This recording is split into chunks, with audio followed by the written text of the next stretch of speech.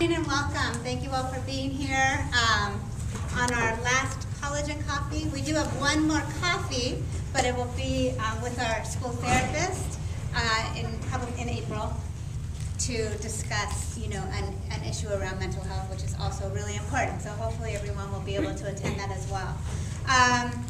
We are here today wearing our purple in honor of the little freshman at Lorena who lost her life this week due to complications with the flu, which just helps us all keep in mind every day is a blessing, and we're grateful for health always.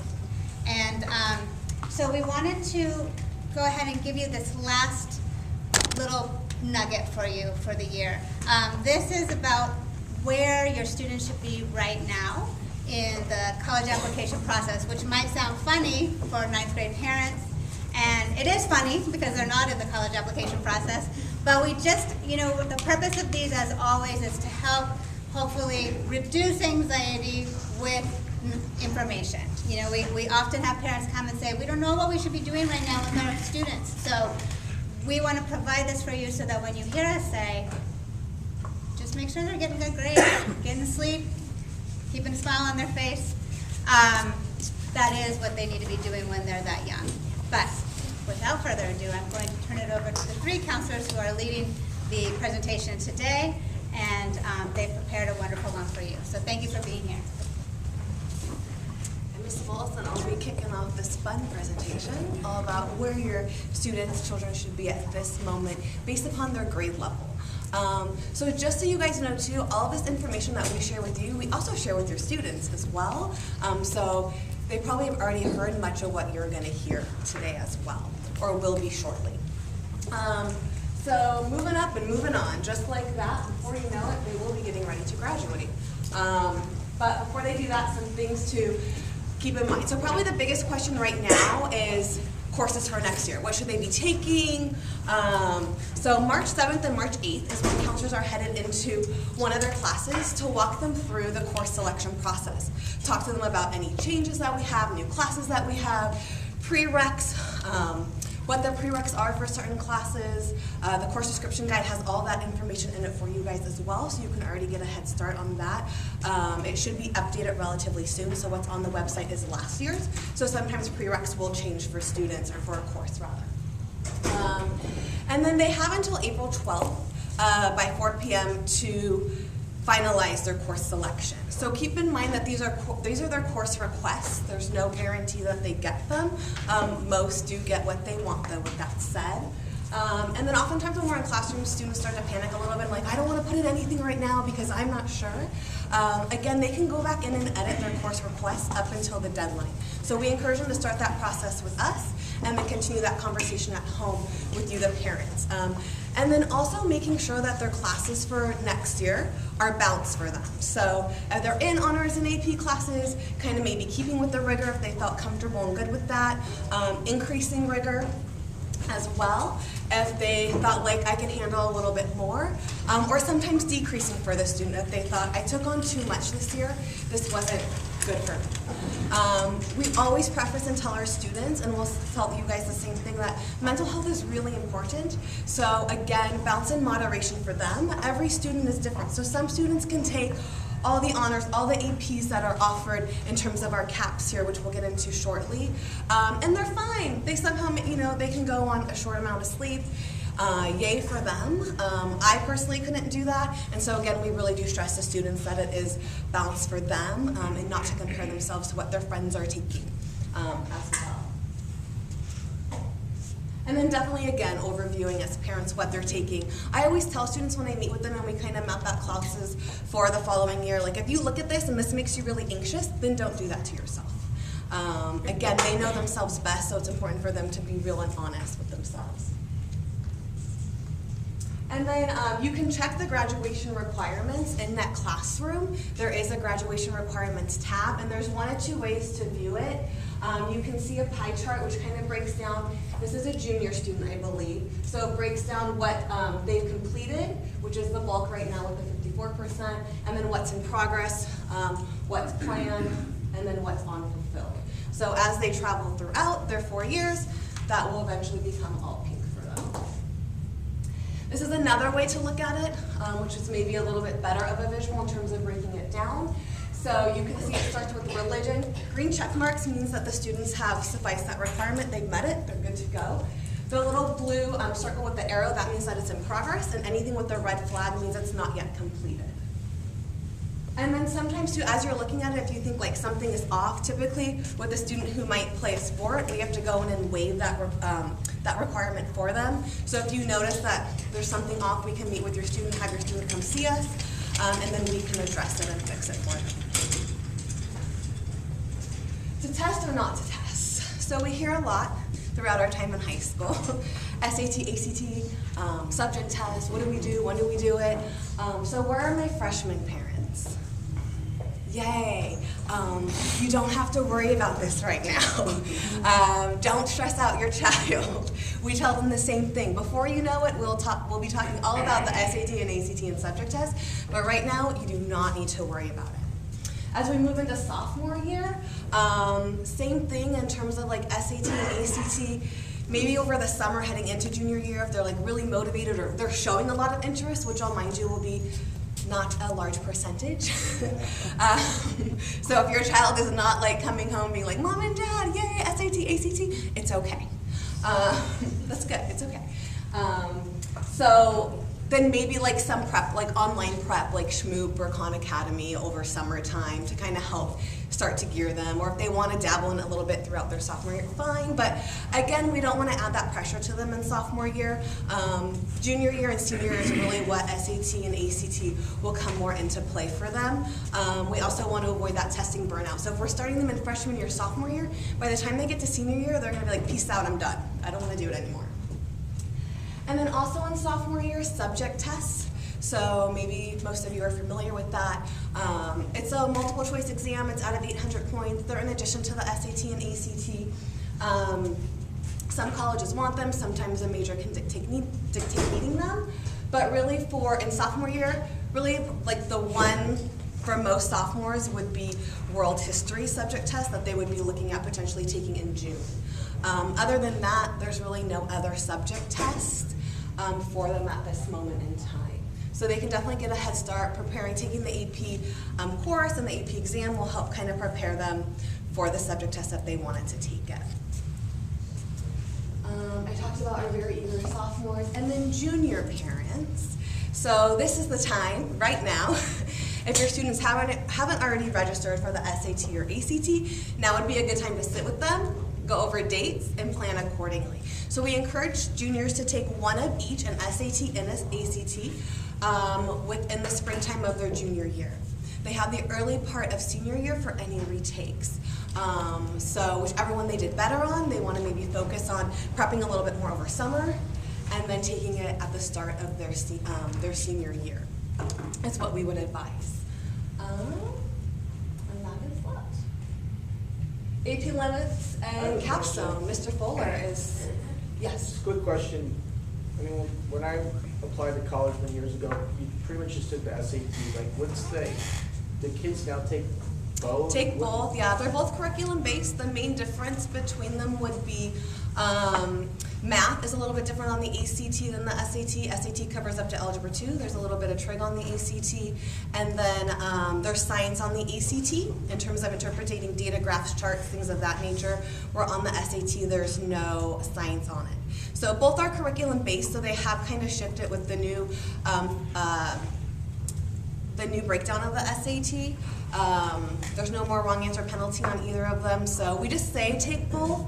That way, because sitting down and taking the actual test will help students truly get the best idea, because when you reach out to test prep companies, they're going to probably steer you one way or another based upon what they feel more comfortable prepping your student for. I feel like some colleges prefer one over the No, other. they both hold equal weight and value. Yeah. Yeah, that's a myth where they're like the SAT looks better, that is not true. Yeah. All right. Yeah, perfect. Good morning, everyone. So Mr. Fuller, I'm one of the counselors, and I'm going to talk to you guys about AP capstone limits. Try to go year by year so you guys can understand what's happening. The first thing to note is that the complete maximum number of AP courses a student can take is 9. So 9 years or 9 courses total. And then we kind of break it down by year. So in freshman year, there are no AP courses available to students, as all of you are well aware. For sophomore year, students can take up to 2 courses. So typically that would be AP World History and then AP Capstone, the first year of the AP Capstone, which I'll talk about in just a second. The other option, there are 3 sophomore options, is AP Computer Science, but that requires a special set of circumstances that they've met ahead of time for them to be eligible to take that. So the typical option, if a sophomore is willing and able and ready and feels prepared enough to take 2, would be Capstone and then AP World History. Moving into junior year, juniors can take up to 4 AP courses, and all of the AP courses that we have at the school are available to them, with the exception of AP World, because that is a sophomore course. The caveat to that 4 is that when you combine both freshman and sophomore year, they can only add up to 5. So if they took 2 their sophomore year, they can only take 3 their junior year. And then as you move along to senior year, again, the maximum is up to 4, and then that maxes out at a sum total of 9, if that all makes sense to everyone. Okay, perfect. And we did that really because we started the AP Capstone program. And if you want more information on the AP Capstone, we actually have more flyers out there over by the coffee. So when you guys leave, if you want to grab one, that's perfectly okay. So a little bit of information about the AP Capstone program. It is open to freshmen and sophomores to apply for the next year. It is a 2-year program. So the 2-year program for current freshmen would go through their sophomore and their junior years. If they're a current sophomore, it will go through their junior and senior year. The first year is kind of a research methods course. They call it seminar. It's giving students the tools and necessary information to be prepared for the next year, where it's a research-based class. The students work very individually to work on a end capstone paper that they submit to the College Board for grant. If that makes sense. There is an application process. So if you have a student who may be interested in this, they actually have to apply. The applications, I have been told by the administration, will open up at some point either this week or early next week. And according to Mr. Klee, so blame him, not me if this date is wrong, it will be March 2nd that the deadline will be due. Okay, and that is from his mouth to my ears. So March 2nd it will be due. It's a writing component and everything like that, just to make sure that students have the necessary writing skills to be successful in the course. For those students who have applied, we will have an information session for families on March 13th. March 13th, for anyone whose student may be interested in APs for the first time, from 7 to 7:30 on March 13th will be a general AP information session. From 7:30 to 8 will be a specific AP Capstone information session. March 13th, and that'll be in the Media Center of the Science Building. I'm sure there'll be more information about that. I just wanted to let you guys know ahead of time. I think I covered everything on the AP Capstone. Mr. Fuller, can I just jump in for a second? Yeah. A good test, as far as whether you're a student is a likely candidate, would be that your student likes to write, is comfortable writing, likes to research, and can work very independently. Because in the second year especially, it's kind of hands-off. The teacher is kind of a guide more than doing really close lecturing and things like that. So that's a really good test to kind of check with your student, so that that person, your boy or girl, doesn't feel overwhelmed. That's, Likes writing.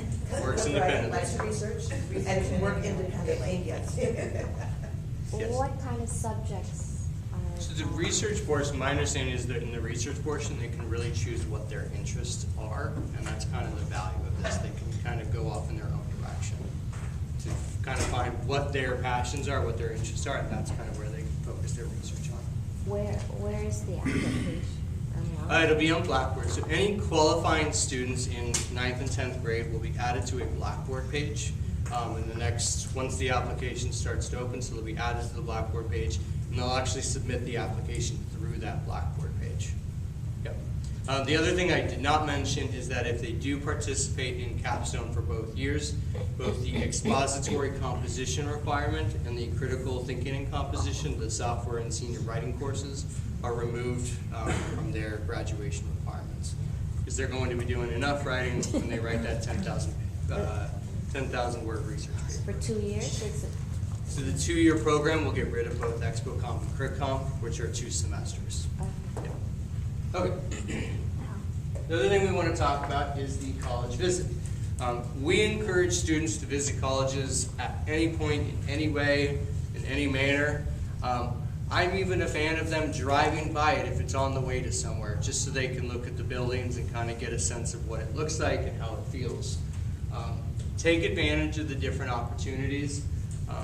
We have so many local colleges, right? There's 20 within a 30-mile radius of here. Now, obviously, 30 miles in LA traffic is a very different term than in other parts of the country. But you should be able to, on a Saturday, go and visit 2 colleges with your student, right? LMU and UCLA, whatever it would be that their interests are. And it's okay if it's not the perfect school. That's kind of the point of this, is to figure out what characteristics they're looking for, what is ideal for them, what they don't like. Is it too large? Is it too small? Is it too city? Is it too urban?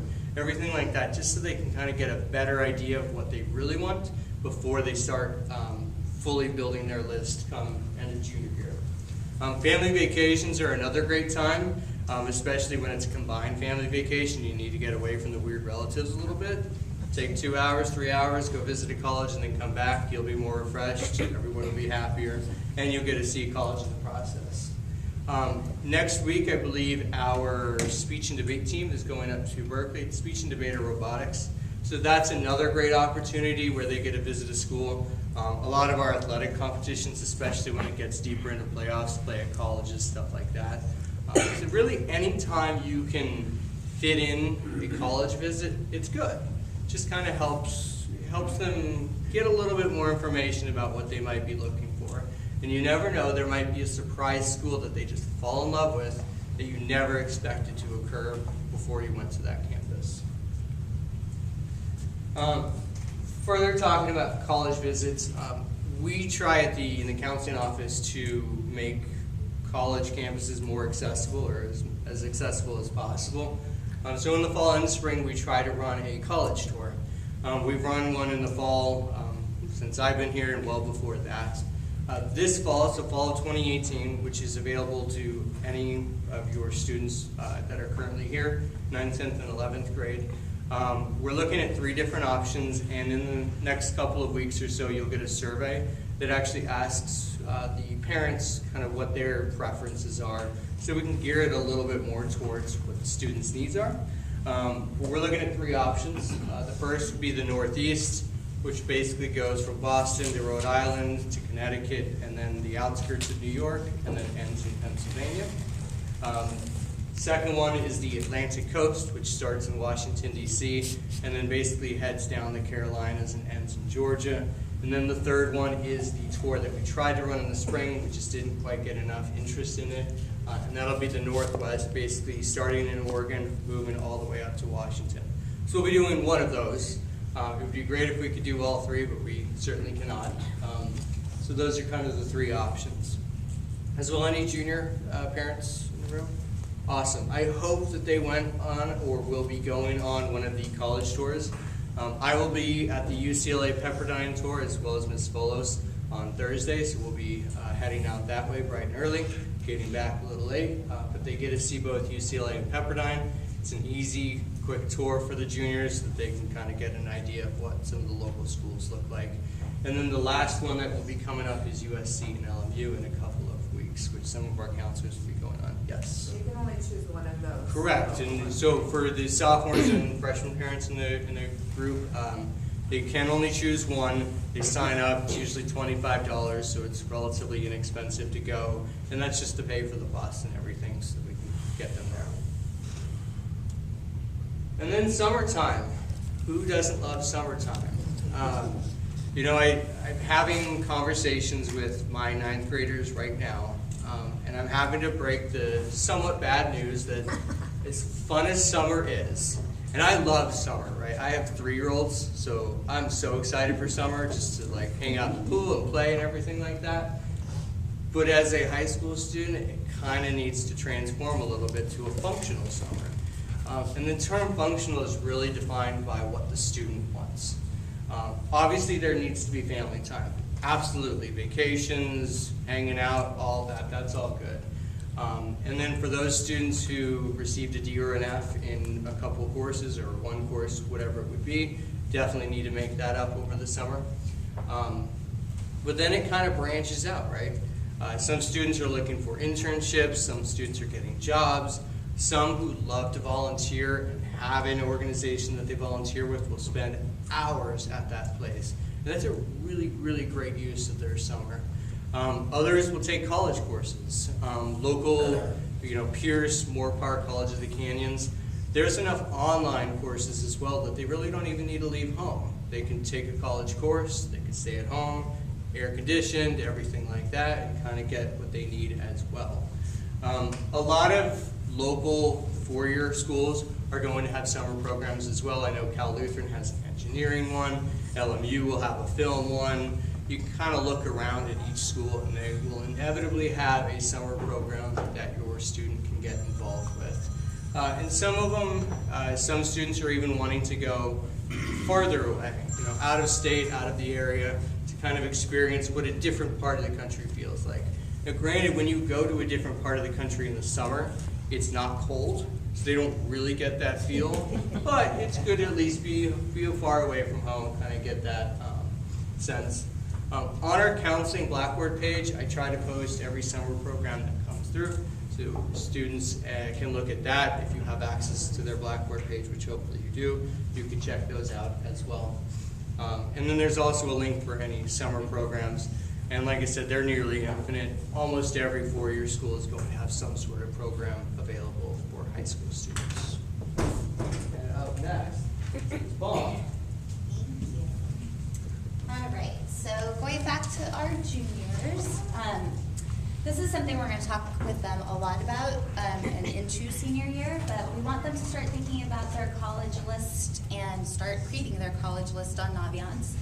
Ideally, we want to end up with somewhere between 8 to 12 schools. Right now, if they have more than that or less than that, that's okay. We will start to narrow it down.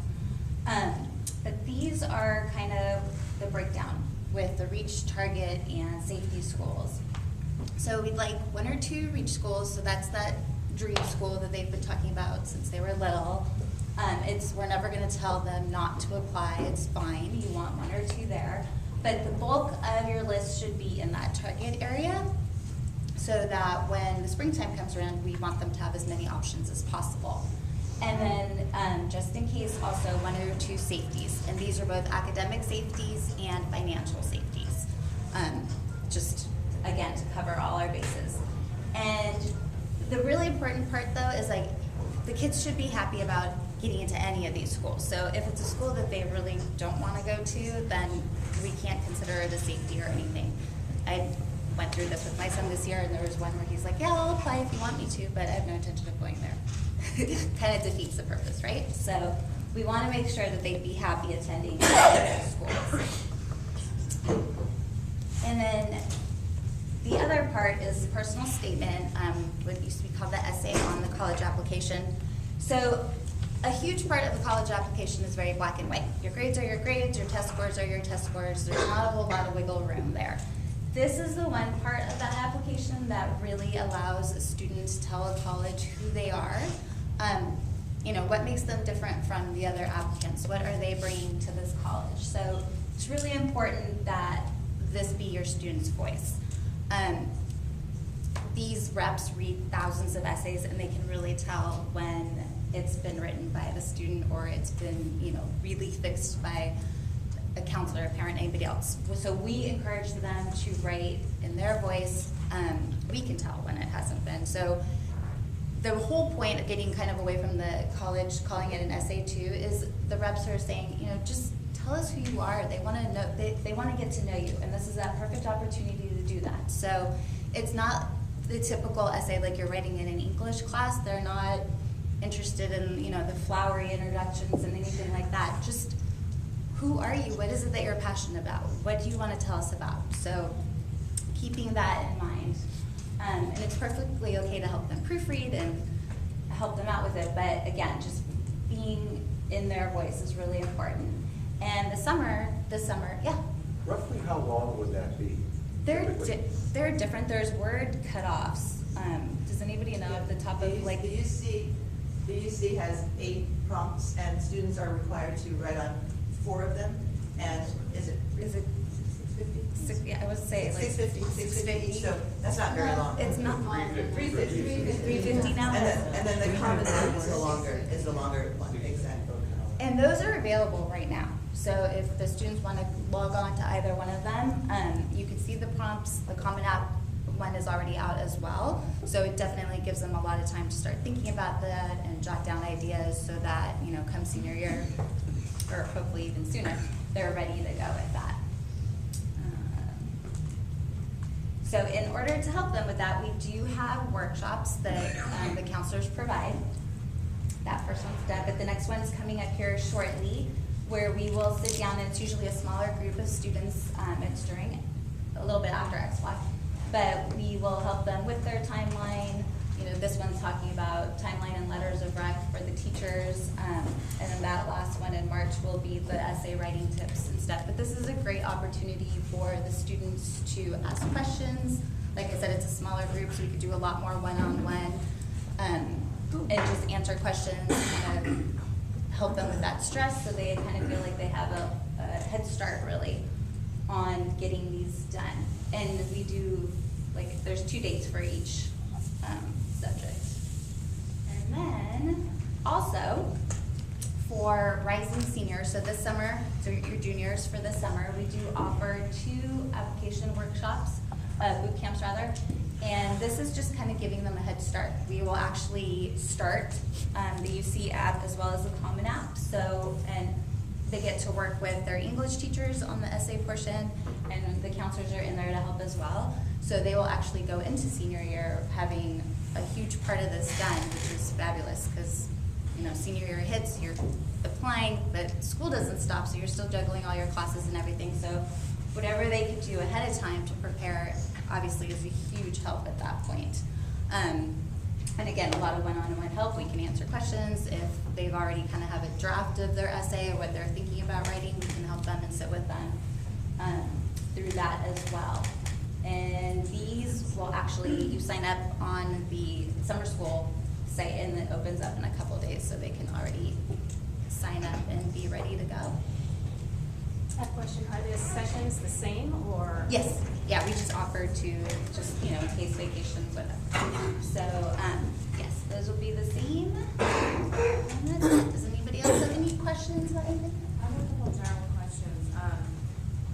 The AP courses versus college classes, what do colleges look at more favorably? Because, you know, your kids have limited time to study and take things, so what's weighted better or is better? Well, again, they just want to see like that increase in rigor. So if, you know, you take sophomore year, you've taken 1 AP, and then you can do 2 the next year and kind of keep working up from that. That's what they want to look at. But again, we don't want to overwhelm students, so it's also a balance.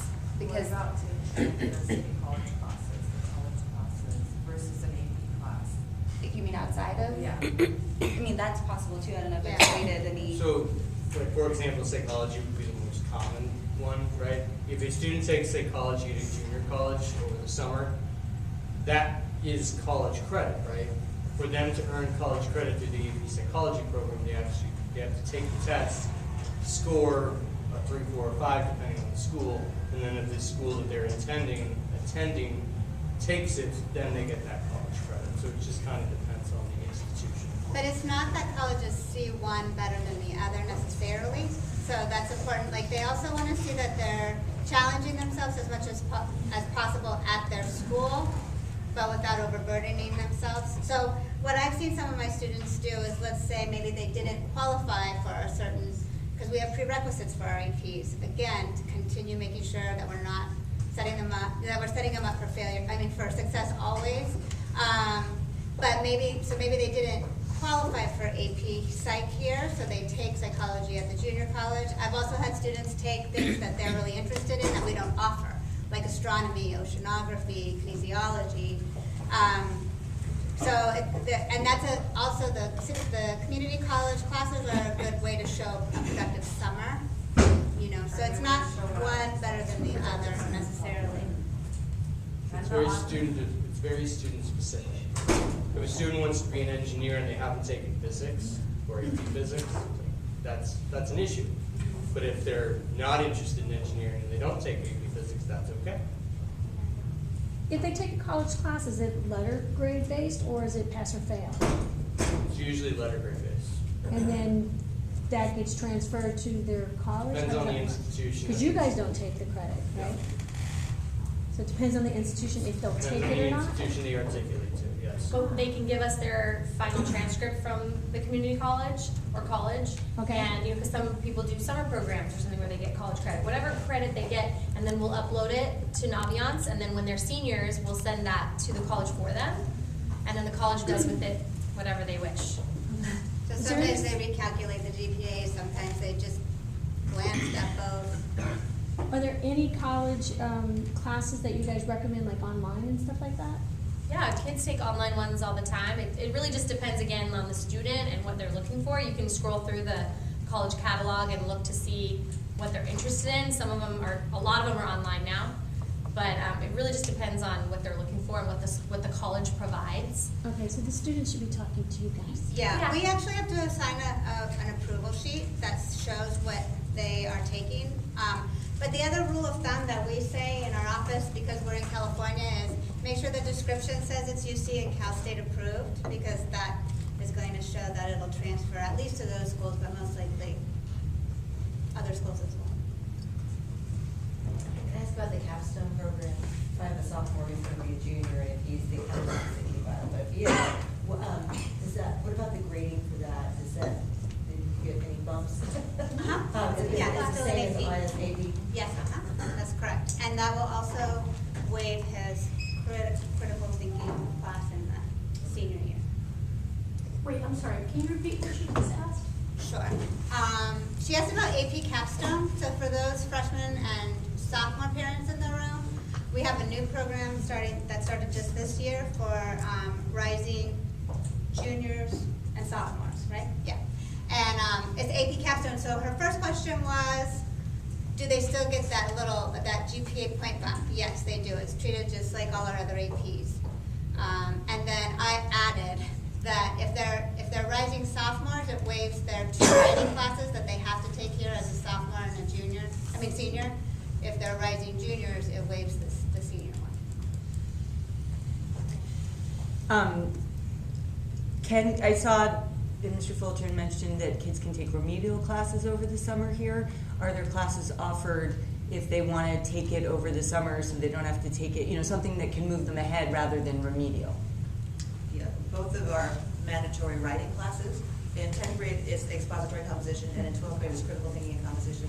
Those are really the only 2 get-ahead classes, if you will, Chaminade classes, that students can take in the summer prior to 10th grade and prior to 12th. They have to have pretty solid A's in their English classes to qualify. Okay. Yeah. Is the AP Capstone waives those 2 writing classes? Is the AP Capstone during the daytime filled where those 2 English classes are? Or do you fill it with something else, or? It's one of your 7. It's one of their 7 courses, right? Right. One of their Okay. A, B, C, D, E, F, or G's, yes. Oh, okay. Yeah, so as a sophomore, we don't really allow sophomores to have a lot of leeway with their schedule. They only get a semester elective. So basically, the capstone is their 7th class and they're done. Oh, okay. And then junior year, they'll have a little more leeway. So you mentioned that the online college courses are equivalent to taking it physically at a school. Like the colleges view it the same way, whether you take it online versus going to a class. Yeah. As long as it's transferable. As long as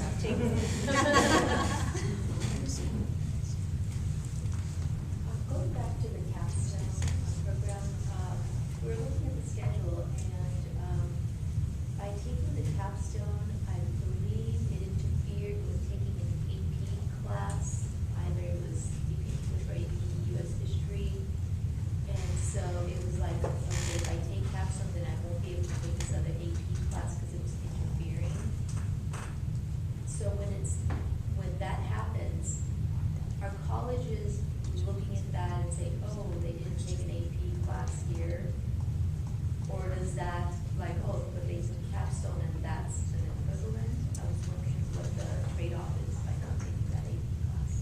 think what you might be referring to is our AP CAP.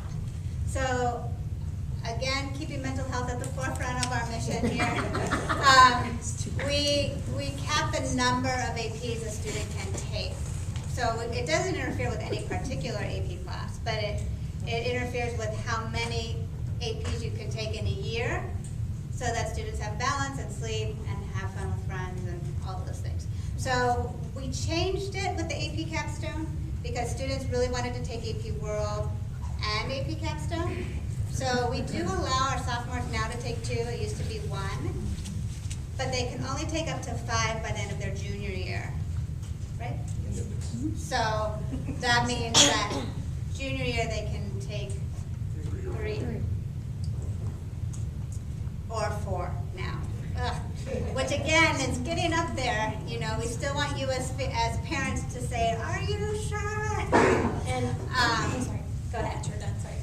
I was just gonna say that when we're talking with students about course selections right now, and we're gonna be going into classrooms soon, we always talk to them about, you know, making good choices and knowing their limits, which is hard, you know, when they're young especially.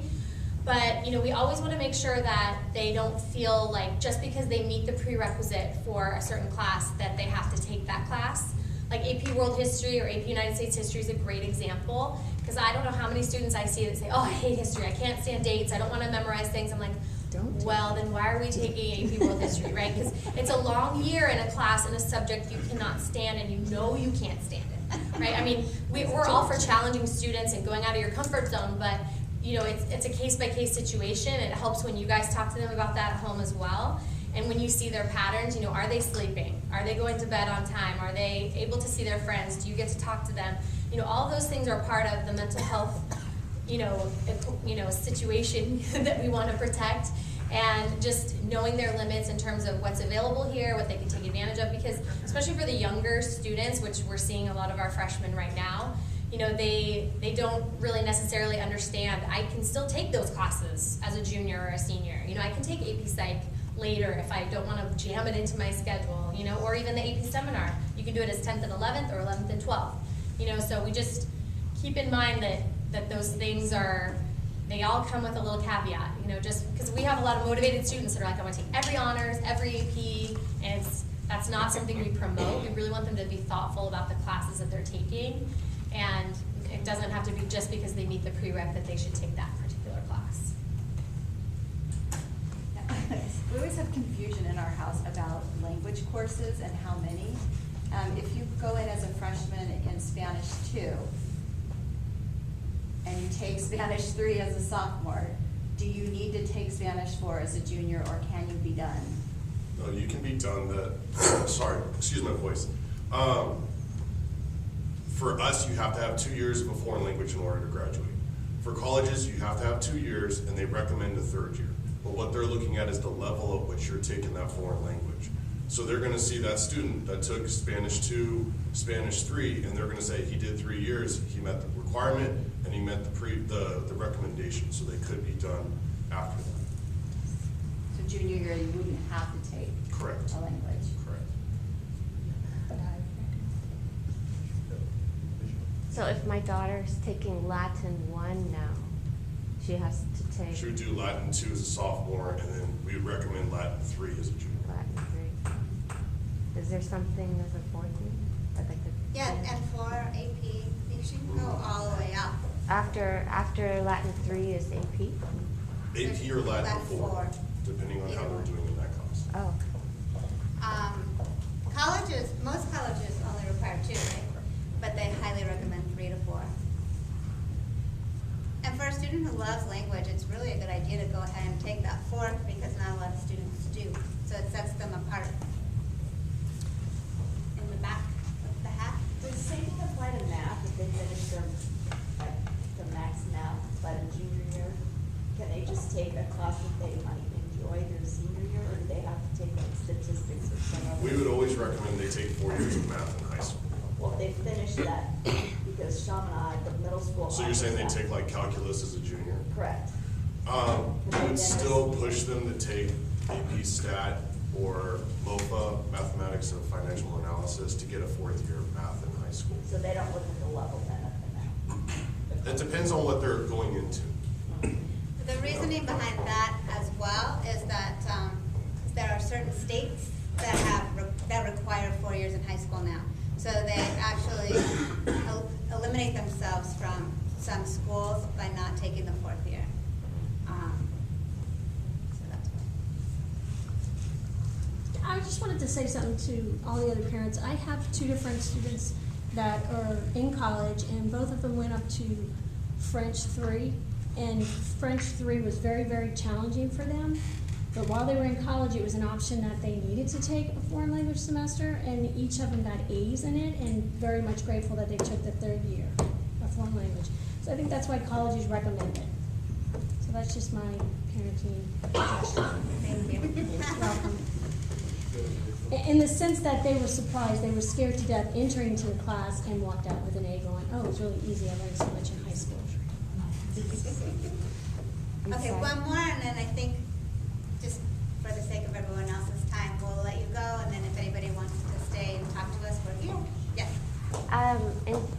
In terms of what is offered, you said going into 10th grade, you can only take AP History and something else, or I forget what you said. That's the first year they can take AP here, so there's AP World History, and then there's the new AP Capstone. And those are the only 2 choices? There's also AP Computer Science that you can take as a sophomore, but you wouldn't take Capstone then, Is there an AP? because you have to take World History. Is there like an AP Music or something like that? Or? There's human geography. AP human geography is open to sophomores too, right? Yeah. But there's no music. Yeah. We have AP Studio R, but that would be like later. That was plenty of time. And again, piggybacking off what Mrs. Cuneo was saying, the other reason why we want you talking to your students about it is that if they don't love history, AP World History is equivalent to a college level course. So as 14-year-olds or 15-year-olds, they are taking a college level course. So again, just developmentally, if they don't love that subject, it's going to be really hard for them to be motivated to do college level work. Last one. My oldest is a sophomore year, so all this is very new to me. I have heard from other parents that have kids now in college that their kids took a bunch of AP courses, and the AP courses are not accepted at every college. Not all. So you may have your kids go through this AP, curriculum, and then the school that they really, really want to go to, or maybe get into, and that wasn't the main goal from freshman year. Right. All those AP courses are not accepted. So Well, it may not be accepted for college credit, but it still shows that they're willing to challenge themselves. And they may not have gotten into those schools had they not taken those. Right, right. And it also preps them for college. Yeah. And the other thing about that is, when a student's in an AP course and then they take the AP exam at the end, even if they don't pass that exam, colleges still want to see that they took the exam and tried. So it all is kind of part of the big picture. Yeah. We're going to go ahead and dismiss everybody. And then we're here for questions. Thank you so much for coming. Happy Back Tuesday.